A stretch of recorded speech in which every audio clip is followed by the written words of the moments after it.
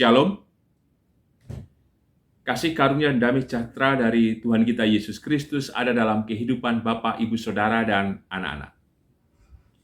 Kita berjumpa kembali dalam Renungan Nafas Pagi yang hari ini didasarkan dari Kitab 1 Raja-Raja pasal ke-6 ayat 11 sampai dengan ke-13. Sebelum kita merenungkan sabdanya, mari kita menyatukan hati di dalam doa. Bapa di dalam sorga, kami mengucap syukur atas anugerah kasih, kemurahan, dan keselamatan yang dari-Mu, sehingga kami terus bangkit dan merayakan kehidupan dengan semangat oleh karena pertolongan-Mu dan kuasa-Mu yang menyertai kami. Maka kebenaran firman-Mu yang hendak kami renungkan bersama, kami yakini Tuhan menyegarkan tubuh jiwa roh kami, supaya kami terus percaya bahwa Engkau hadir di tengah seluruh pengharapan, pergumulan, dan dalam kehidupan kami Tuhan. Kami percaya Tuhan, kebenaran firman-Mu adalah berkat, adalah kuasa, dan karya-Mu yang senantiasa menjaminkan kehidupan kami kini dan sepanjang masa. Kuduskan layakan kami Tuhan, melalui pengampunan-Mu, dari kasih dan keselamatan-Mu itu. Di dalam-Mu ya Tuhan Yesus, Sang Sumber kehidupan dan keselamatan, kami naikkan doa ini dengan syukur, dengan percaya dan berserah. Amin. 1 Raja-Raja pasal ke-6 ayat 11 sampai dengan ke-13. Demikian sabda Tuhan. Kemudian datanglah firman Tuhan kepada Salomo. Demikian.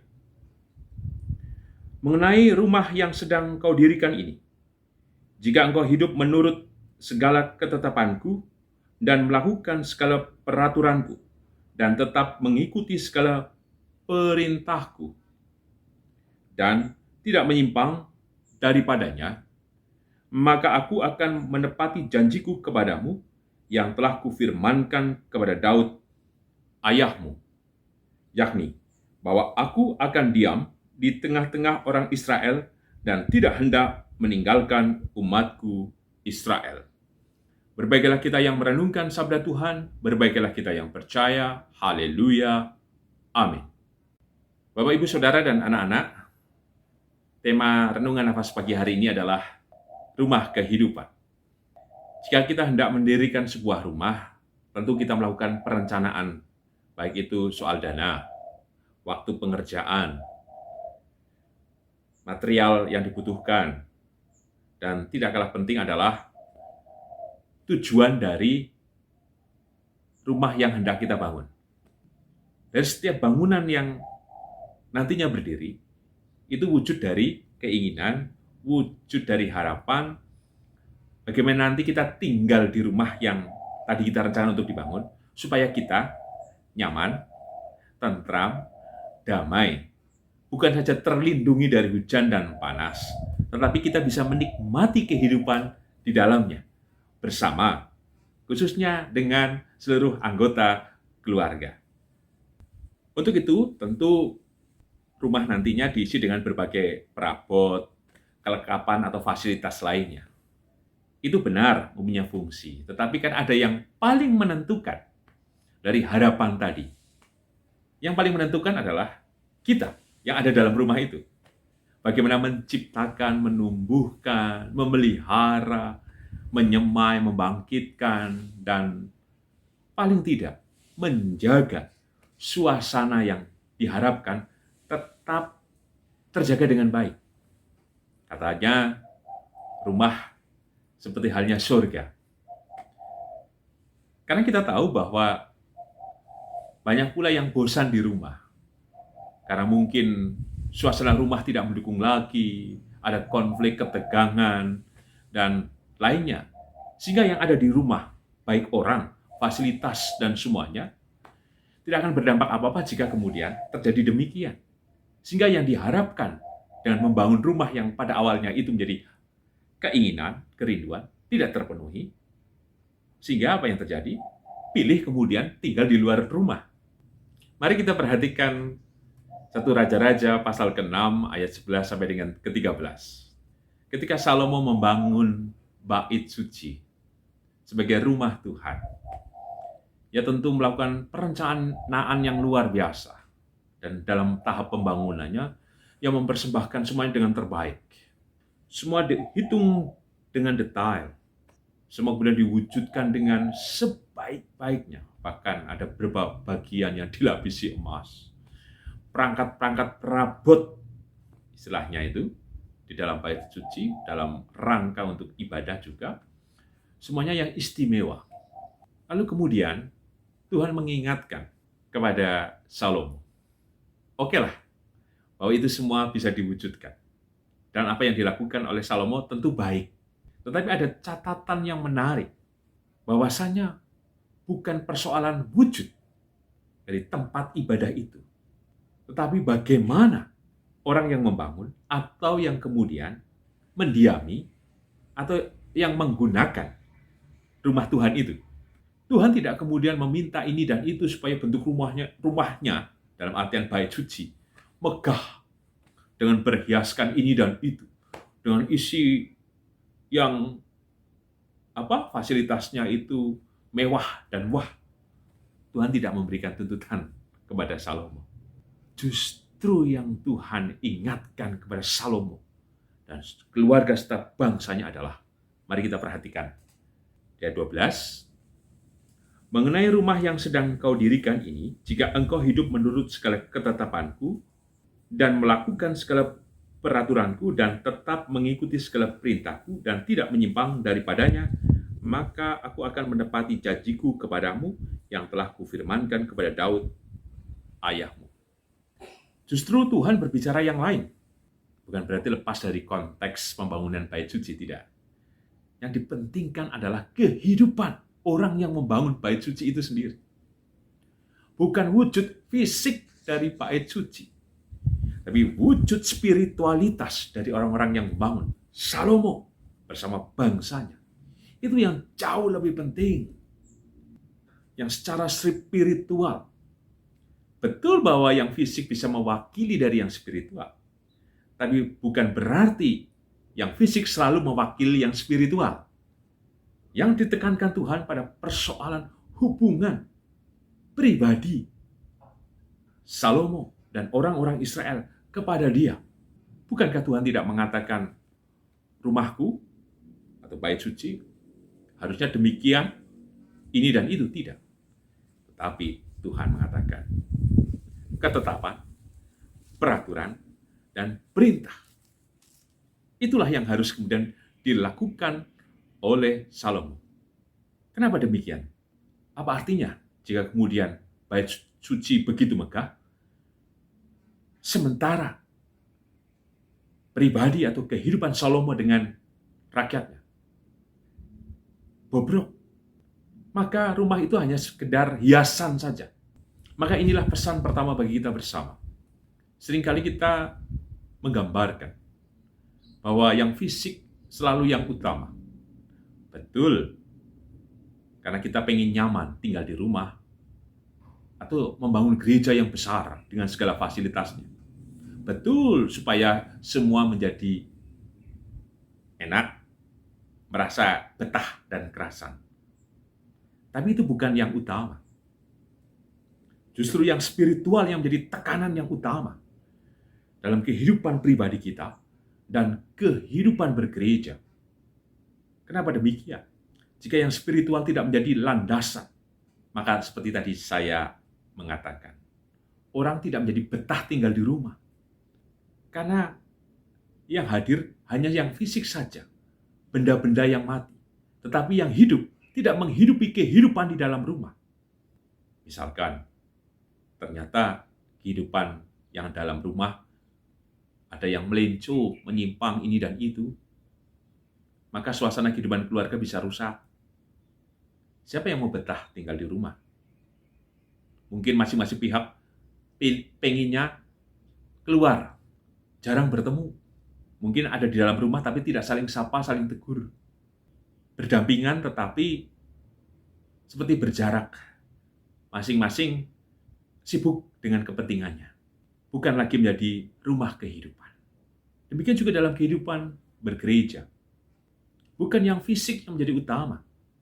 Karena maaf, banyak gereja-gereja yang lebih tertarik untuk membuat monumen dengan berbagai fasilitas gerejawi. Betul, itu mendukung sebagai sarana prasarana gerejawi.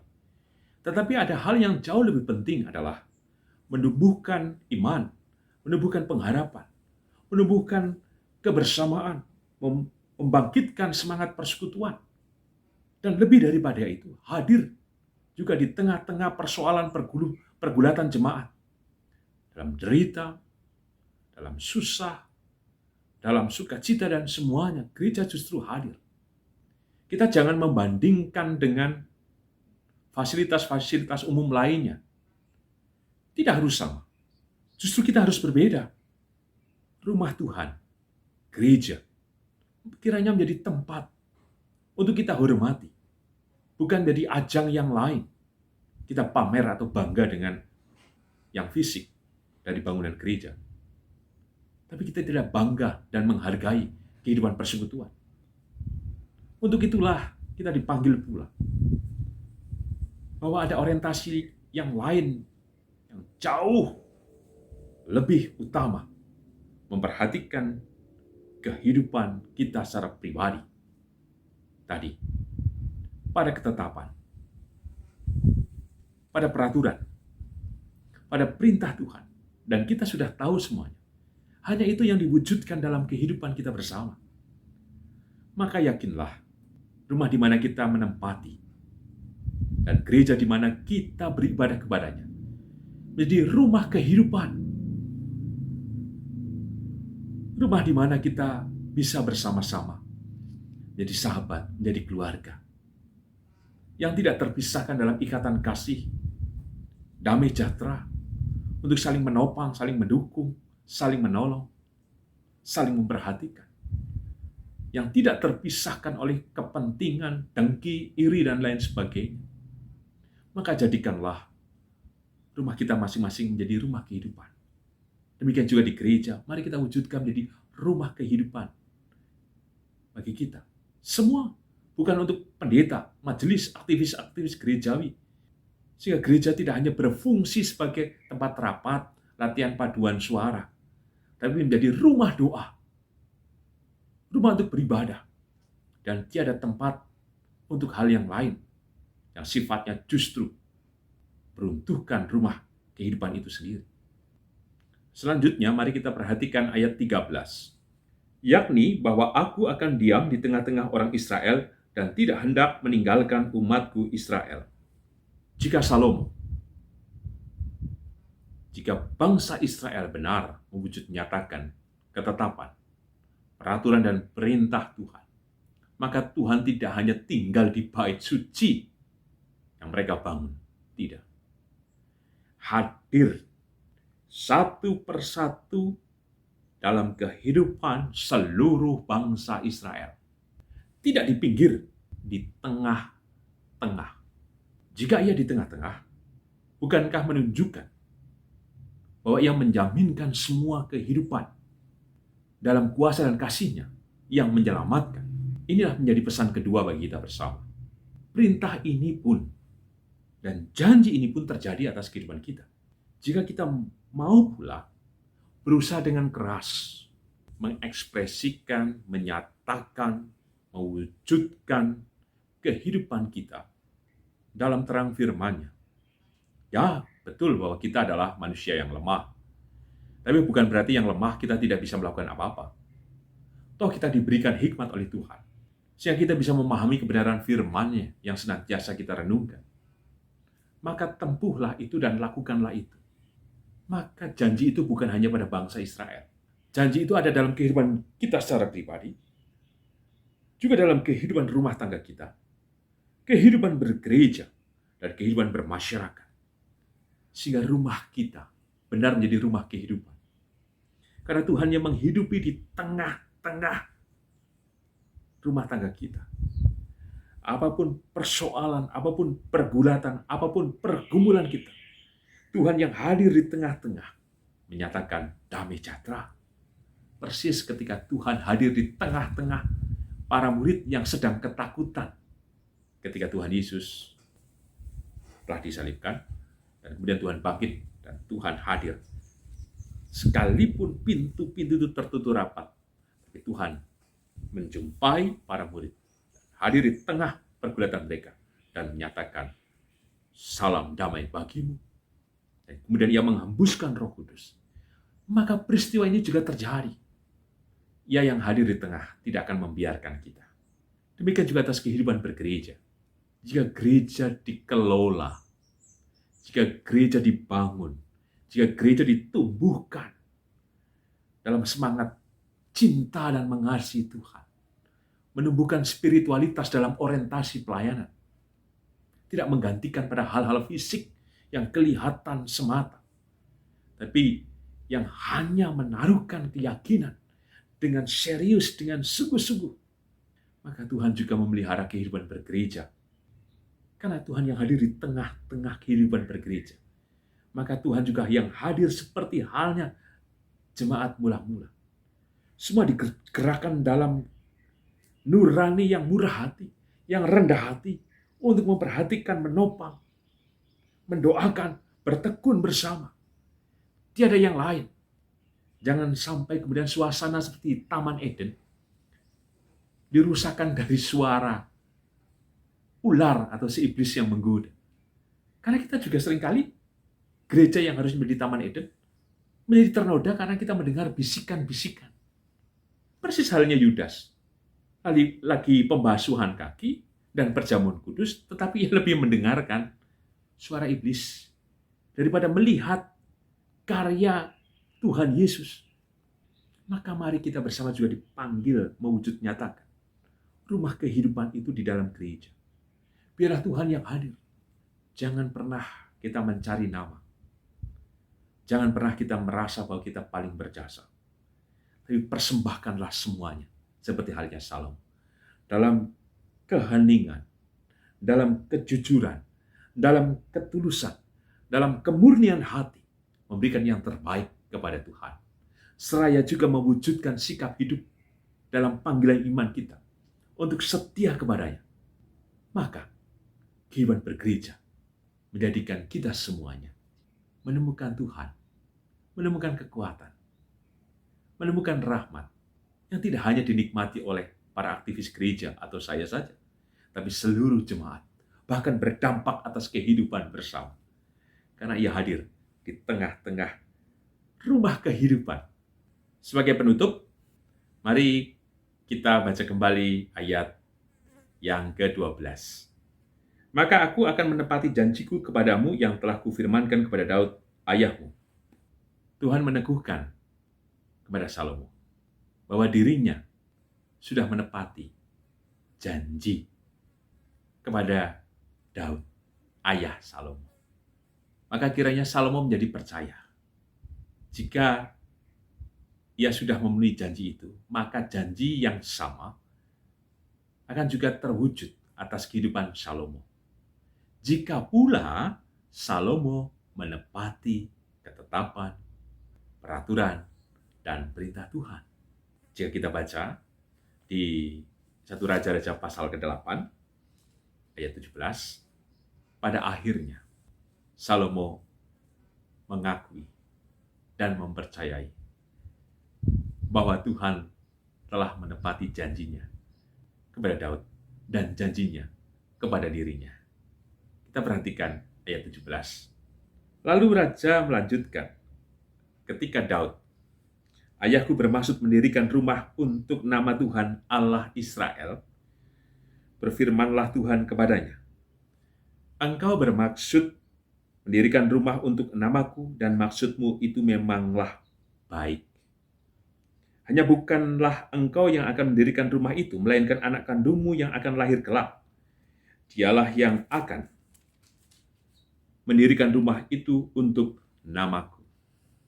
Salomo pada akhirnya membuktikan juga dan memahami bahwa bukan Daud ayahnya mendirikan, sekalipun itu hal yang baik yang hendak diupayakan oleh Daud, tetapi Salomo. Dan itu terjadi. Dan Salomo mengamini. Untuk itu, janji Tuhan sudah terjadi atas kehidupan kita. Janji Tuhan juga akan terjadi atas kehidupan kita. Janji Tuhan juga belum terjadi dalam kehidupan kita.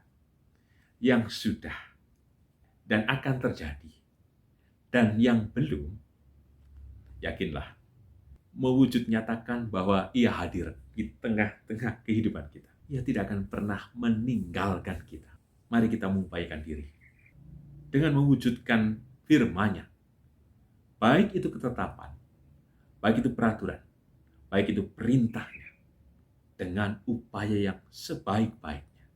Ia yang berdiam bukan berarti Ia diam saja, tetapi Ia yang berdiam berarti memenuhi keluarga kita, mengkuduskan, memberikan berkat, rahmat, kekuatan, kesejahteraan. Dan itu akan terjadi semuanya. Bahkan yang tidak kita pikirkan, Tuhan akan nyatakan. Keluarga kita akan kembali menjadi rumah kehidupan, di mana damai sejahtera itu hadir dan dirasakan oleh setiap anggota keluarga. Demikian juga atas kehidupan bergereja. Mintalah dengan cara kita berjuang dengan sungguh-sungguh pula. Hidup sebagai orang benar. Lepaskan hal-hal yang tidak baik. Sudah, bukan waktunya lagi. Kalau sudah ada janjinya, kejar janjinya. Caranya, kita wujudkan kehidupan bergereja yang manis, yang indah, saling menghormati, menghargai, saling berbagi, saling mendukung, saling menopang. Sehingga tidak ada kesempatan bagi si iblis dengan kesesatan, penyesatan, kejahatan, dengki, dan sebagainya. Maka biarlah Tuhan yang berdiam secara penuh atas kehidupan bergereja. Dan inilah yang harus kita perjuangkan dan kita cari. Maka Ia yang berjanji, maka Ia akan menyatakan janjinya itu dengan kuasa dan kasih serta keselamatan yang darinya. Amin. Mari kita menyatukan hati di dalam doa. Bapa yang penuh kasih, kami mengucap syukur untuk kebenaran sabda-Mu yang telah kami renungkan. Kami kembali dibangkitkan supaya bukan yang fisik yang terus kami perhatikan, tapi kehidupan kami, Tuhan. Bahwa Engkau membangun kami, Tuhan, dengan kasih, kemurahan, dan keselamatan yang dari-Mu. Rumah kehidupan Engkau telah sediakan pada kami, Tuhan. Baik dalam kehidupan rumah tangga kami, kehidupan bergereja, maupun kehidupan bermasyarakat, berbangsa. Maka teguhkanlah kami dan tolonglah kami, Tuhan. Hanya orientasi spiritual yang harus kami perjuangkan, yang kami nyatakan dengan menjalankan dari setiap ketetapan, peraturan, perintah-Mu. Dalam segala upaya tindakan kami, ucapan kami, pikiran kami, yang kemudian kami nyatakan dalam kehidupan bersama, dalam seluruh pekerjaan kami, tanggung jawab kami, dan lainnya. Mampukan kami mewujud nyatakannya, Tuhan. Dan kami yakin, ketika kami menyatakan itu, janji-Mu juga terjadi atas kami, di mana Engkau berdiam dalam kehidupan kami secara pribadi, rumah tangga kami, gereja, masyarakat, bangsa kami, Tuhan. Dan Engkau tidak akan pernah meninggalkan kami. Maka tolonglah kami, Tuhan, untuk kami percaya dan melakukannya.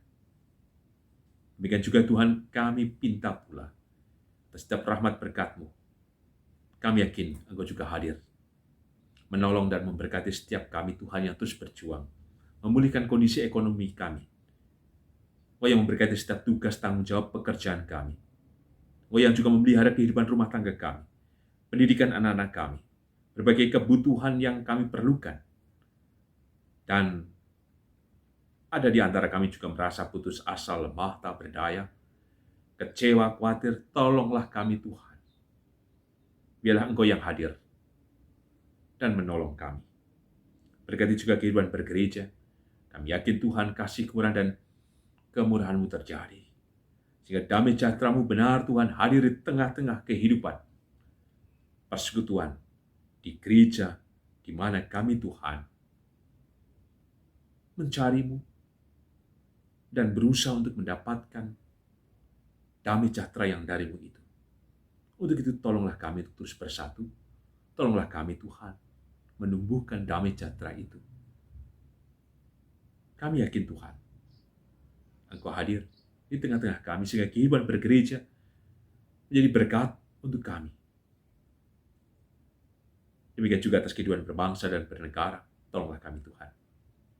yang hadir memberkati dan menolong bangsa negara kami. Kasih-Mu dinyatakan, kemurahan-Mu memberkati, sehingga sejahtera bangsa dan negara kami.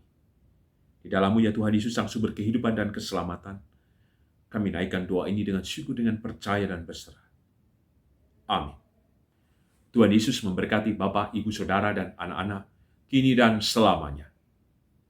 Amin.